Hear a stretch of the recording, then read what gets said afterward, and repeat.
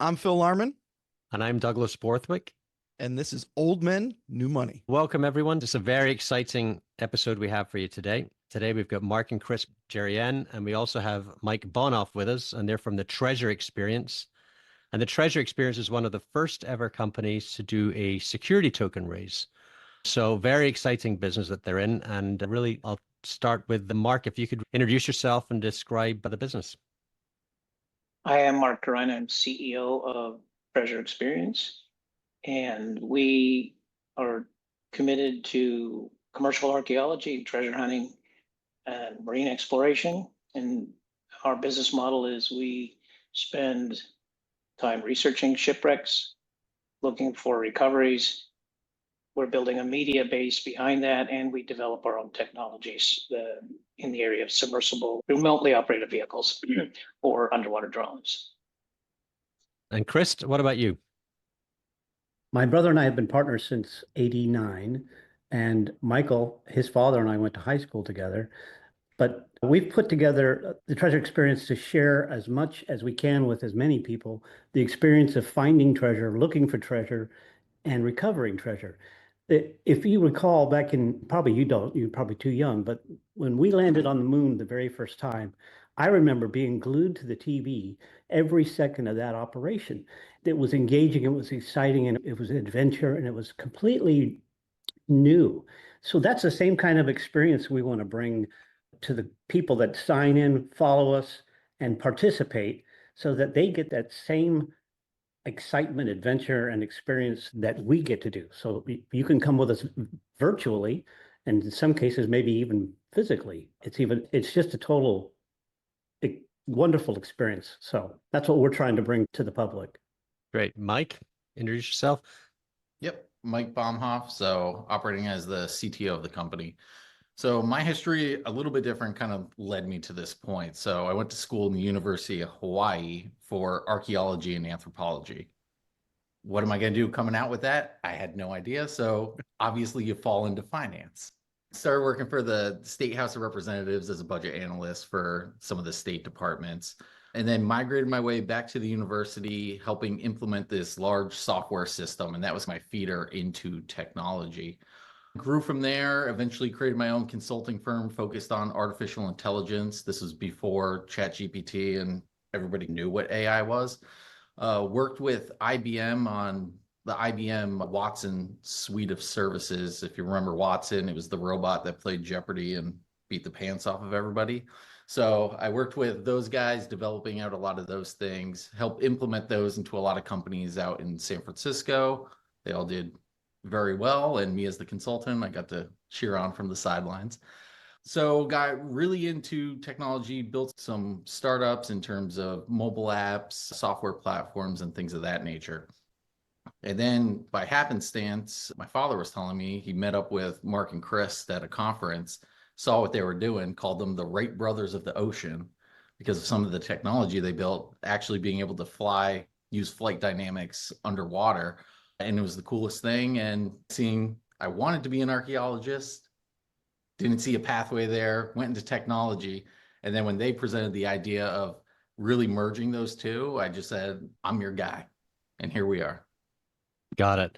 So my understanding of Treasure Experience is there's really three separate areas that overlap. One would be technology. You develop technology for underwater exploration, and I think we should go into that at some point in this conversation.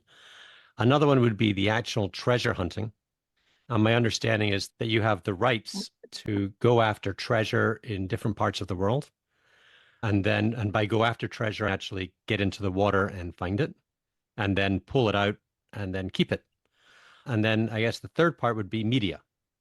And when media, I guess I'm thinking Netflix shows like Deadliest Catch or that type of thing that would show maybe on an Amazon or on a Netflix. Who wants to go into this? I guess the technology first. Krist, are you the technology expert? I can start with that. The first ROV that we ever purchased was called a Benthos Mini Rover. And we didn't know anything about underwater drones. So we purchased that one based on opinions that we got from the Army Corps of Engineers. And turns out it was an okay unit, but it didn't do what it was built to be able to do. It wouldn't fly in a current. It would just act like a fishing lure. And we couldn't find anything on the market that actually would fly in a current, be towed, all the things that we wanted to do or to accomplish. So we sit down and built our own. Mark had the vision of what he wanted, and he approached me and said, "Do you think you can build this?" So we did. We built it. The first vehicle we built was called the Nova Ray. It's from the top, it looks like a stingray, and from the front, the arcuate-shaped wing makes it look a little bit like a seagull in the wind. What that vehicle can do is both be towed or fly under its own power. And so it's using all the characteristics of an aircraft in the air, but we're using the medium of water, and everything underwater is 10 times or 100 times more effective on the vehicles. It was a great success. We were able to mount sonars and underwater cameras and sub-bottom profilers, all these things to the ROV to make it a very good and very efficient work tool. So that vehicle has shortened survey times. It's 7 times more efficient than anything else out in the field. So we're able to accomplish and cover a lot of ground in a short period of time. And we still use that unit that we built. We designed it in 2003. And the particular one we've been using, I've been using it for 14 years. So it's robust, tough, and a very good search tool for finding treasure. So for listeners to this, I guess what you're talking about is something that looks like a manta ray that Yes. goes underwater, that is dragged, that is towed behind a boat and can scan the ocean floor? That's correct. And I've actually worked this vehicle in a 6-knot current, and it doesn't affect the vehicle at all. In fact, it only makes the control surfaces even more sensitive, more efficient. So it's for covering a lot of ground and using all of the survey tools that we mount on this. The side scan sonar, for example, I can see 150 feet, 200 feet on each side of the vehicle as we make a pass, and the forward scan sonar up to 450 feet in front. And combine that with the visuals of the cameras, we can cover a lot of ground. Got it. I got a question. So I wore my hunting hat just for you guys, right? It's a different type of hunting, but we're hunting treasure here. And so I don't know that much about this sector, but I have been watching a little bit of Outer Banks on Netflix, right? So for inspiration. And so what was the old way to search for this treasure underwater? And then why have you guys been so successful with this technology? Where did it used to be where you'd go to try to find it? And how are you guys different using the technology that you have now? I can address that. There's basically 2 kinds of marine exploration in terms of shipwrecks. It's shallow water, deep water. Shallow water is going to be as deep as people can dive, which are into a couple hundred feet without extra help. In the shallow water sector of treasure hunting, it exhausted itself in the late 90s worldwide. You stopped hearing about fishermen finding shipwrecks. It just didn't happen anymore. Because then there still could be a few after a hurricane or typhoon, but those are gone. Those have been found, picked out. So now you have deep water left. And the deep water, there you need the remotely operated vehicles. And so what we did is we addressed both of those by going after shallow water sites that are submerged under or buried under sand. And with that, we can do with sensors. And so the important thing about the old way was fishermen told you where to look, or you had information, a map, and you went and you looked. And it always looks easier in the movies than it is in real life. It would be very boring movies if they showed all that we have to do. So there's a lot of work in research to make sure you're in the right place. There's more false positive fake sites in terms of what you think it might be than there are real ones. So it happens that ships sink in shallow water, they would sink in the same place. So you could be diving on an area where there's 1 ship, 2 ships, 3 ships from all different periods, hundreds of years apart. The deeper water is really left for anyone with the resources. You need a surface craft. The deeper you go, the bigger the boat has to be because you need more crew, fuel, food, and you need bigger ROVs to go down and look. So we're straddling those 2. our ideal area to work with our technology going into this new year is a couple hundred to 300, 400 feet, because we're still very flexible and portable. We don't have any real competition. But just people, there aren't that many people doing it. They're still waiting for the fishermen to tell them where to look. And by the way, those were great days. Those were great days. You just showed up somewhere and somebody had something, and you go and you look, and that was a lot of fun. But I'm not expecting any more of those. So I guess you could think of it like oil, right? First, oil was on the surface. It was pretty obvious where it was. Now you got to do fracking and all kinds of stuff to really get down and find it. It's a little trickier. And I guess everyone has already done the bottom picking. They've picked up all the stuff that was sitting there that you could see. And so now you've got to be a little bit more technical in terms of how you're finding it. And your submersible essentially helps people find things, helps you find things. But are there other uses for this technology as well? Is it only good for treasure hunting? It's good for any resource and mining resources, oil and gas. Infrastructure inspections are great for this. This where we made our last relatively large amount of money in the business world. We're looking at port security as a new market for us, because our new design is scalable and flexible enough to accommodate any number of sensors for the client. So in the old days, we had cameras, side scan sonar to look to the sides, forward scan to look forward, and sub bottom, which allows you to look straight down.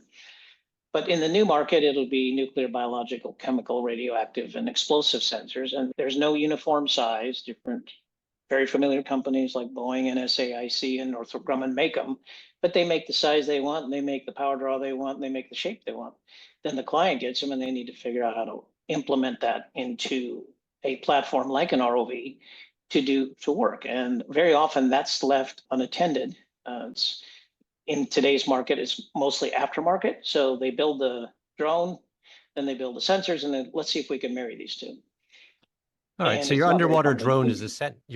drone is essentially something that can go underwater, but then hold sensors that are commercially available, and you can attach those sensors to it.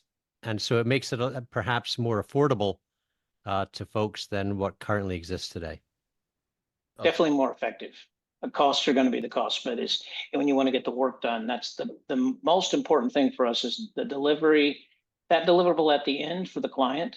If they want information that they've paid for or that they will pay for, whatever that is, you need to be able to deliver that. And very often there's a gap between the sensor and the actual drone itself being able to do the work effectively. So if we can do it faster, then either the client makes more money from us, or we make more money from the client. Got it. Now, you said that you'd had some success in the past. Can you talk about that in terms of the technology and whether you have patents, if it was licensed to anybody? Yes, we developed 10 US and foreign patents between 2001 and 2008.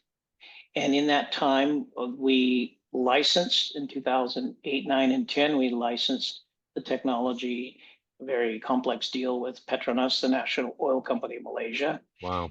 Their interest was oil and gas pipeline inspection. They believed at the time, as did we, that more effective pipeline inspections would increase oil production, because you wouldn't have to shut your pipelines off if they had been affected by hurricanes and typhoons. And we went down this path together for a while. It was very interesting, very lucrative. We also developed a deeper water system for them. First one was a 305 meter depth capability, and then later a 1,500 meter depth capability.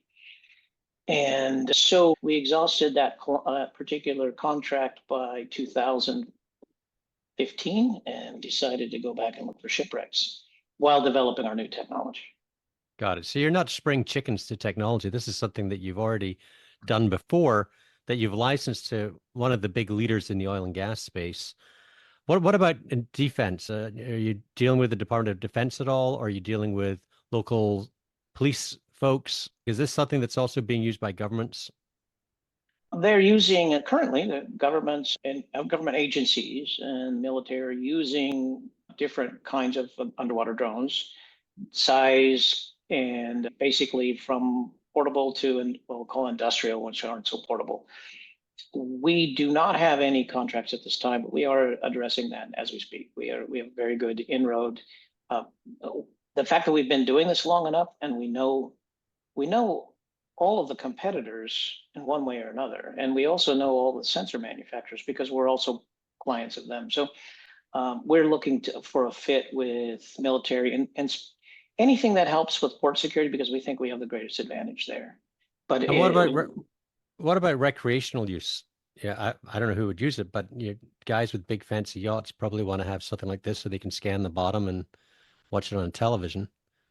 well, since day one for us, we've never actually been in the recreational market, but the new design, we are introducing we'll call recreational light duty, single camera, possibly one sensor, portable little system under $10,000. And the yacht owners will want them because when you're ever at sea, you hear noises and things happen, and it's not always convenient to get down in the water and see what it is. So then there's a recreational side for it. Well, you got your kid there and you don't want them in the water, so you let them play with it, fly it around. And there's a lot of fun things you can do with it. You can look at the fish and there are, I would say, academic applications for the recreational unit where they just need to carry a hydrophone and a camera where they can study fish and fish habits.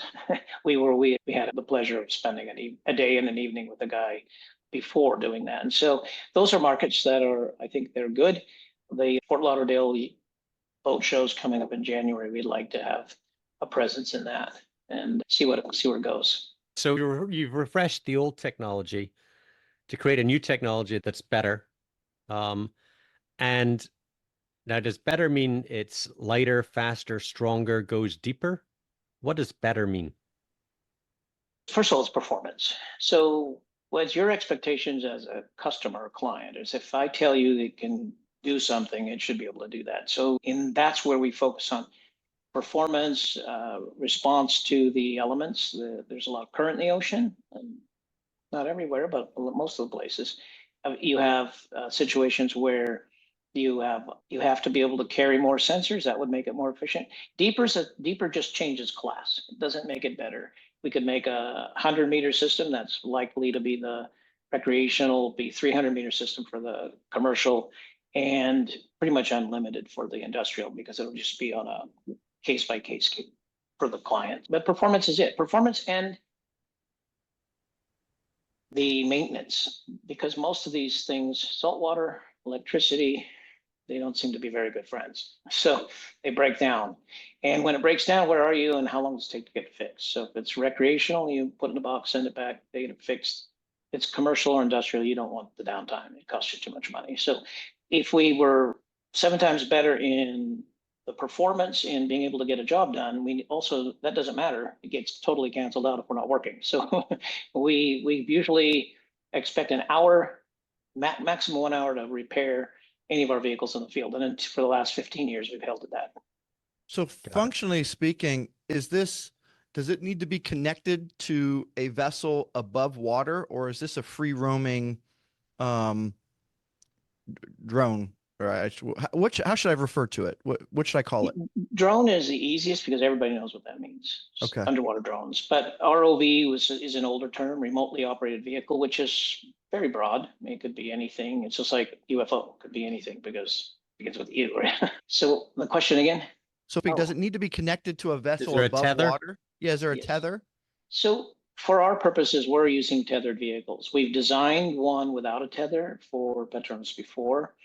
They don't work for us because we want real-time delivery of information. And a good example was when the Malaysian jetliner was shot down and they went looking for it. The Australian Navy did.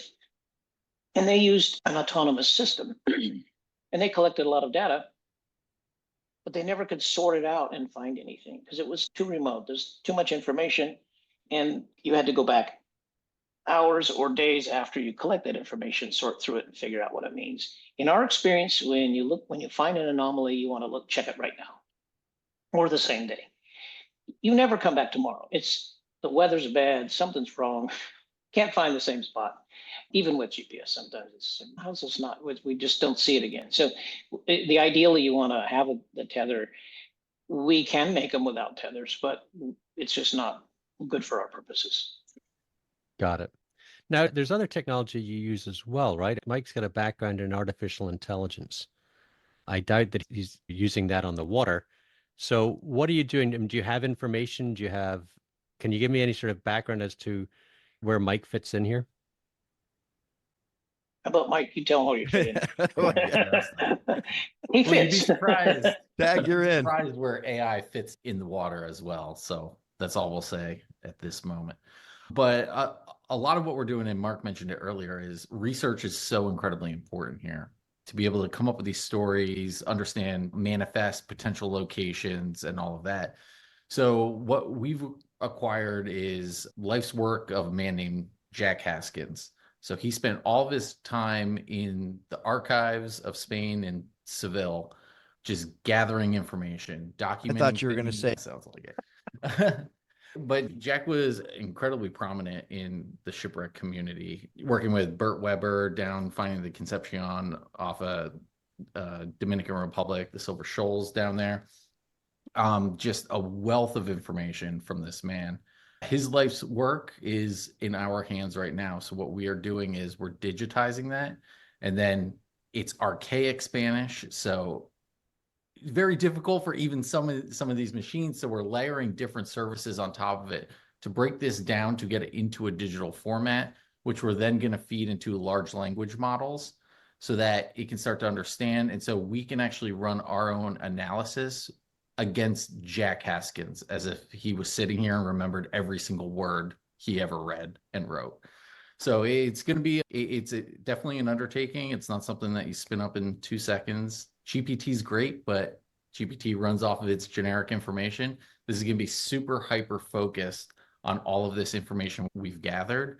And then as we come across more, we're going to keep feeding into that to really create this massive database of information as it relates to shipwrecks. So ultimately, maybe a Google Maps of the water where you can be over a certain site and then you can pull up in your database what happened around that area. And you'll have first-hand accounts, second-hand accounts, third-hand accounts, really all the information that right now is maybe held by 50 different researchers around the world. You'll all have it in one database. Mm-hmm.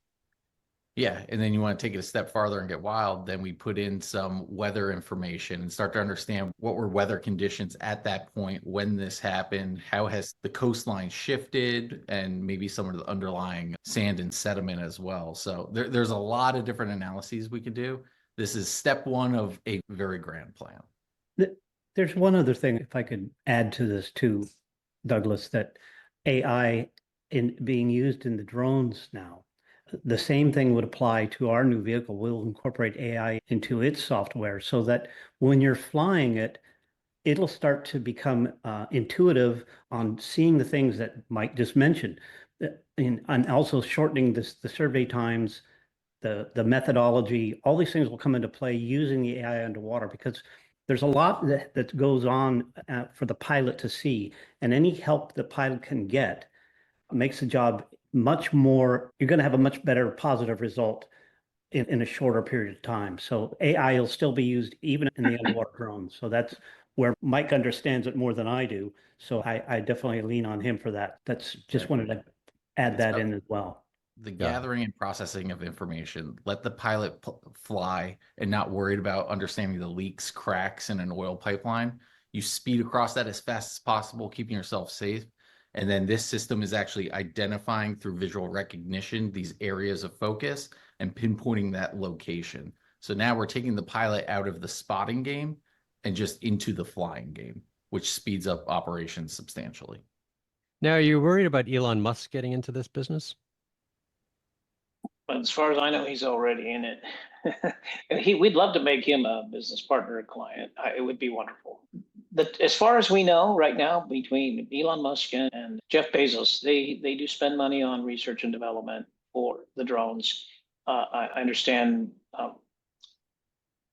Jeff Bezos is trying to find the drone that'll deliver in all kinds of weather. At some point, if the law permits drones to be flown beyond the physical site of the operator in the US, then that'll be a viable business. And again, I can only say as far as I know, because their development programs are secret. Even people within the same divisions of those companies don't know what's going on. And that's what we're told. Yeah, we'd love to dance with those guys if the opportunity ever came up. And there's a lot of co-development that goes on all around the world, and nobody knows what anybody's doing at the time. And then we have these simultaneous breakthroughs at the same time.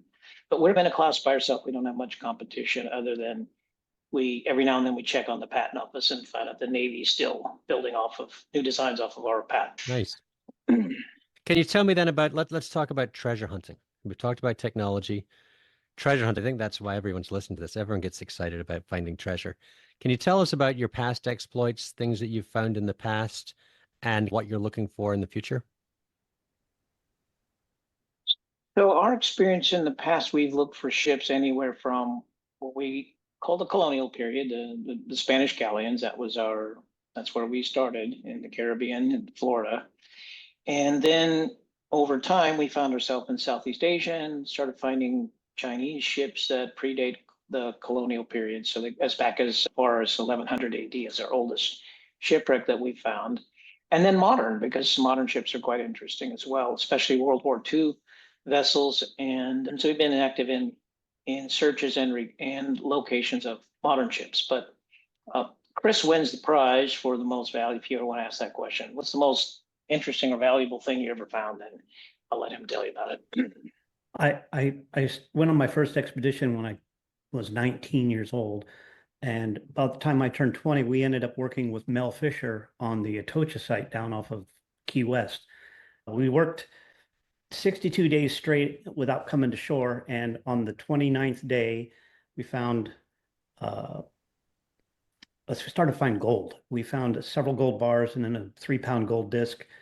And the following day, I was buddy breathing with a guy named Rich Banco, and we both grabbed this 7.5-foot gold chain at the same time, weighed 79 ounces. And as I recall, Mel Fisher was his favorite chain. He wore it around his neck all the time after that. So that was the most interesting thing I found as far as gold goes, definitely. And then treasure hunting, though, you've done it around the world, right? Florida and in Asia as well. Yes. Florida, the Caribbean, and Southeast Asia. South China Sea, which is a bit dubious now. There's places we'd like to work there, but it's not politically correct, and there's a big Chinese gunboat there. So we're not. And can you tell us now what your plans are over the next year? Like, what are the areas you're looking at? I guess you don't want to give us the exact locations, but you could certainly give us the parts of the world. Yes, so we're going to run tandem this year, both in Southeast Asia and the Caribbean. And we plan to start with 2 very historically significant shipwrecks. Neither of them are treasure ships, but they're the subject that everybody knows about if you studied any history.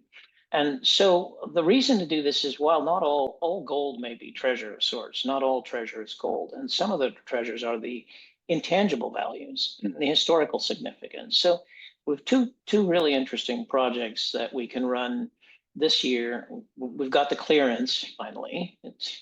We worked with the kind of national museums that protect cultural properties, don't like for-profit entities. So we created a nonprofit to work with them, and they've said, okay, so we're doing the paperwork. So then with that, we'll be able to bring the crowd with us. We'll be able to bring the live experience of the search and the survey and the fun and the drama that goes with it. We don't have to stage any drama. We'll have plenty. Things break and people get, well, hopefully not hurt, but they do.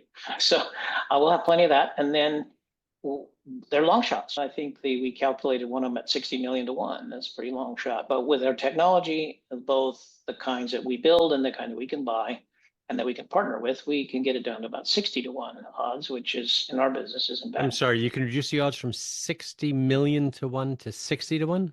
Yes, with the technologies. And that's what we build, what we buy, and what we partner with. And some of them will never show their faces, but we're using them now. They help us narrow down the scope, the field, the area, because it's like a jigsaw puzzle. If you have a 10,000 piece jigsaw puzzle, those first few pieces are tricky, but the last 50 to 100 are easy, right? So we want to get down to the last 50 or 100 out of 10,000 pieces. And that's where it takes less time and it's a better chance of success. And it's a three-dimensional issue. Even if you gave me the vertical pinpoint, there's places in the world I could have 30 feet of mud over the target. You got to get through the mud to get to prove you're right or not. So, but those are the non-physical treasure, but very valuable projects. Then we have a 19th century vessel. That's what we call a silver bullet. It doesn't have any legal claims against it, no insurance claims, no environmental issues, no jurisdictional issues, meaning in theory, there's nobody that take us to court and say, you should give this to somebody. We've got one of those that we would have probably finished by now. We just did have a terrible weather season this year. I think the worst of record. We have a couple more that aren't quite as simple as that. When I say we know where the ship is, we still have to get permission from the country of origin, so we can work it without ending up in court. Lawyers would love it if we just started working and then get sued. So we'd like to do it the other way around, make a deal and then tell them everything. So we have both of those are here off the coast of Florida and a little bit north of Florida. And then we have some in the Caribbean. We have a contract to begin mapping to the specific coastline of one country that we know is target rich, so provide the data that we acquire.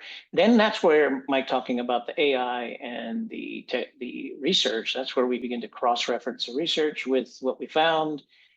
Very often you find things and there's 5 experts and none of them can agree where it came from, but with the research it helps. We have a pretty full year coming up with that. Some of those are real treasure ships too. You said something that was interesting.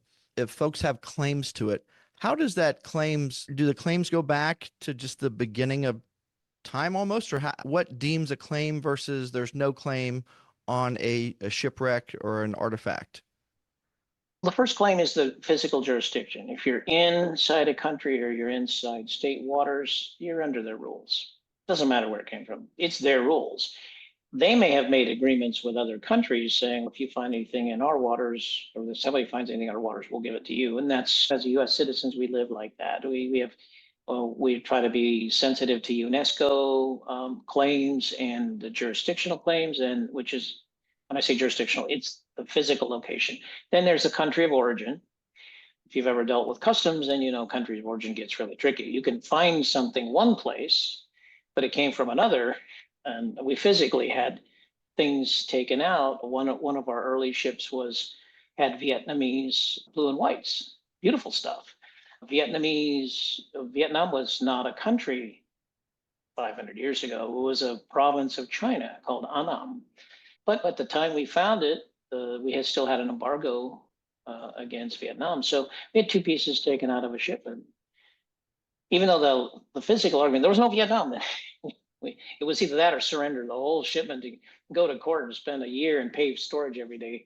So you have to be sensitive to those things. Then there can be insurance claims. There was a famous, more than one, but specifically a big one, that a gold ship that was found off the coast of South Carolina in the late 80s. And it was dozens of insurance companies had paid claims on the lost shipment.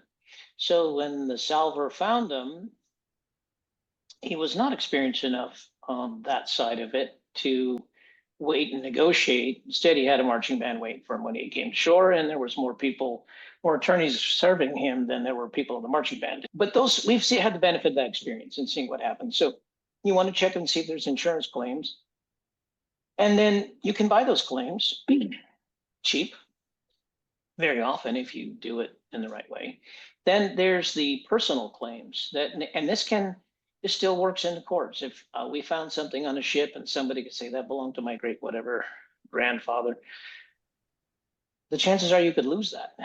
And then there's the cultural claims. And by that, even in the deals we make with countries, if we find something, we could agree on, say, coins. There's 10,000 or 100,000 coins. You can't argue those are artifacts. You need only a few for the museum. But if you found something like that 7-foot, 10-inch gold chain, there's only one in the world like that. That's going to end up in the museum. And it doesn't matter what the paper says. That's where it'll end up. So you have to be able to. If it goes to a museum, do you get paid some of that? Do you get paid money for it, or you've just lost it? I'm going to say we lost it, but with our new nonprofit and our building our museum, we intend to build a museum consortium where we have different museums that we will build our own virtual collections where people can view online. We have several museums agreeing to let us do that with them. And then with a physical location and the right aftershave, these guys will they'll loan it to you and you can loan stuff to them. But it technically, no, I would consider no commercial value to us directly. It would have to be an indirect form of income. Is that a Thank tax you. deduction? If you've got something that's got a valuation of 5 million that you paid, that you spent money looking for, and then you have to give it to a museum, do you get a big tax deduction on that? I think we get tax deductions anyway because we have a tendency to lose an awful money in our efforts. But I suppose an accountant can say, hey, it cost us $1 million to go find that thing. We ought to be able to write it off. Chris takes care of the tax guys. So perhaps there's positives with giving artifacts to a museum because maybe it can offset some of the costs you had in finding those artifacts in the first place. There's probably devils in the details. And my first guess is you'd have to take physical possession, and then you'd have to hold it for a period of time. Then you'd have to donate it back, and then if it was done appropriately, maybe you'd get a tax deduction. If it was too clever, you wouldn't get the tax deduction. Let's not get too deep into that stuff. But let's talk about something exciting, or even more so, piracy. When we hear treasure, we think pirates. You guys are modern day treasure hunters. Do you run into piracy today? Oh, like yeah. if you're on a boat and you think you're going to bring up $25 million from the ocean floor, are people following you? How do you deal with this? I just heard recently that pirates were more interested in running drugs because they made more money. But as far as the piracy thing goes, yes, Chris and I have both seen pirate ships in the Caribbean. It's been a while, but even now, yeah, I'm sure there's some still around. They're not going to bother a commercial boat with a bunch of guys on it that might have weapons. They're mostly looking for the two couples on a sailboat and drinking rum and don't know what's going on. But yeah, I would suggest that one of the most dangerous areas for pirates is the north coast of Haiti right now, if you're within sight of land, simply because they don't have any law and order there.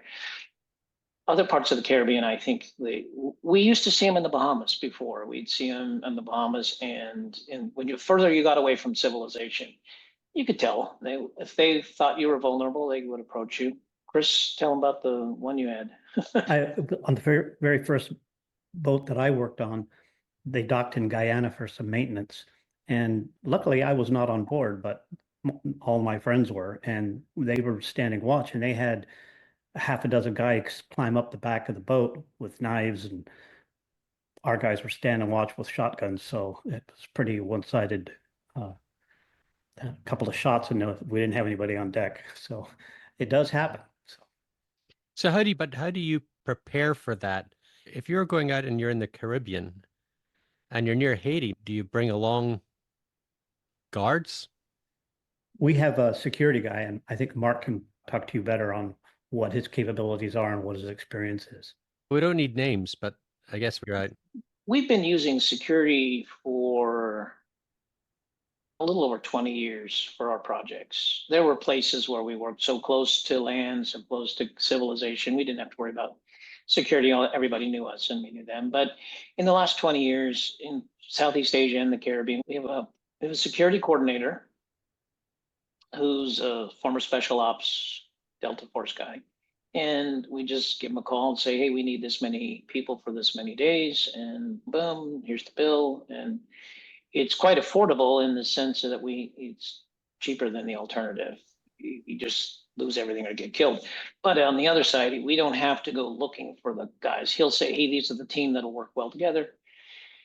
And you always, if you're in a country, you don't want to fly everybody in from another country.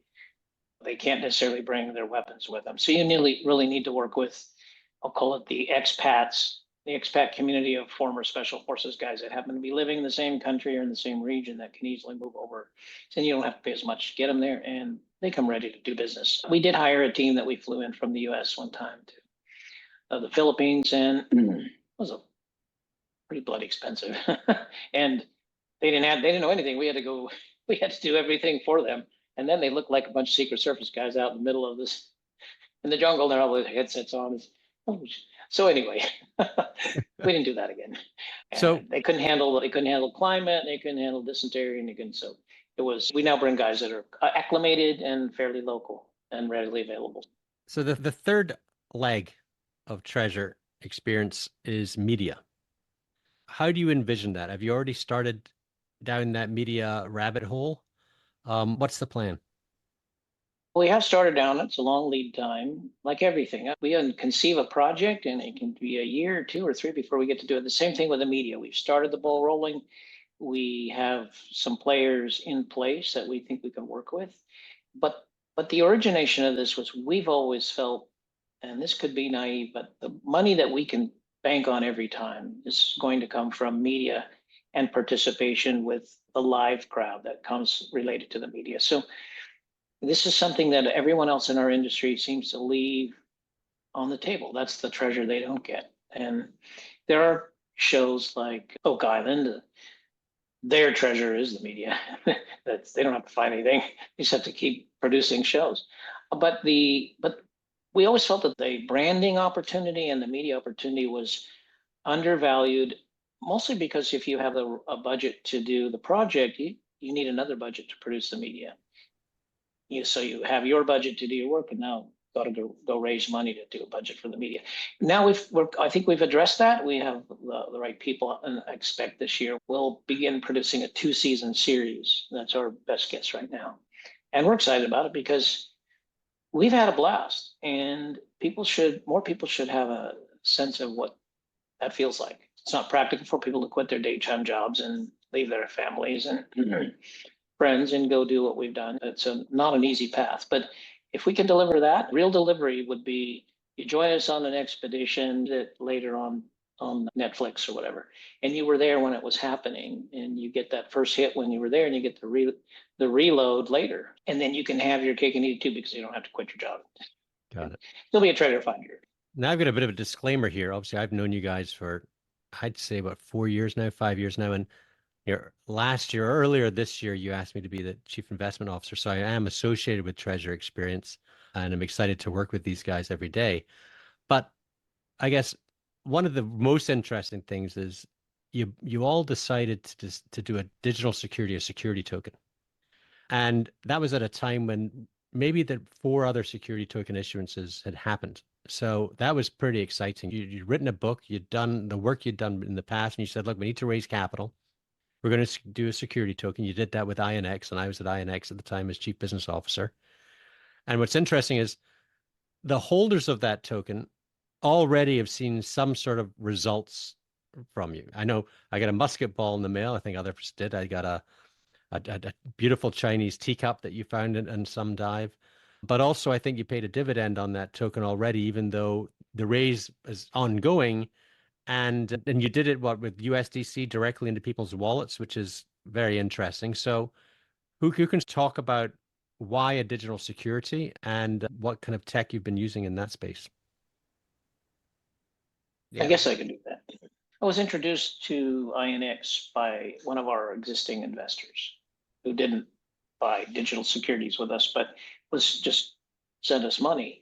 And he said, you ought to check this out. First thing I checked, and the reason I liked it was there are other people in our space that have gone over the counter, pink sheet companies, underfunded, very vulnerable, maybe raised a little money and then sorry later that they did what they did.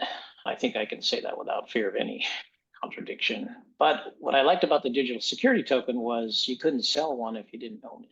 So I said, this is whatever amount we could raise and whatever the relationship we have with our investors / token holders, that would be pure. We wouldn't have fakes in it. We wouldn't have people that were selling our stock that didn't actually own it. Maybe when you're much bigger, it doesn't matter as much. But when you're small, like one of those turtles trying to get to the ocean. And so that was the first reason. The second reason I liked it was because we could reach people worldwide. Much greater reach from a platform like INX than just us talking to people. And as a result, we end up with people from Japan that we never would have met. People that I feel like we're friends with now.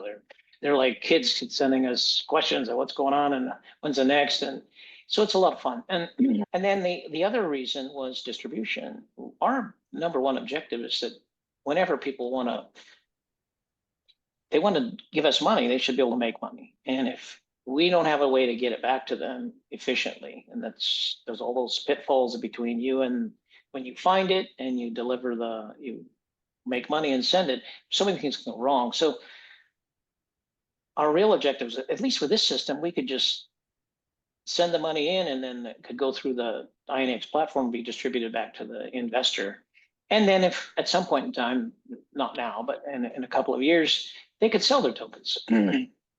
And so if they didn't want to play anymore, they could sell them to somebody else. This is a much better feeling for us as we can focus The more on the secondary business. market, I think. Yes. Yeah, it's a secondary market. If you think about private equity, generally someone gives you money, but the investor's stuck there until either they get it back or they don't. And if they've got a life event, tough luck.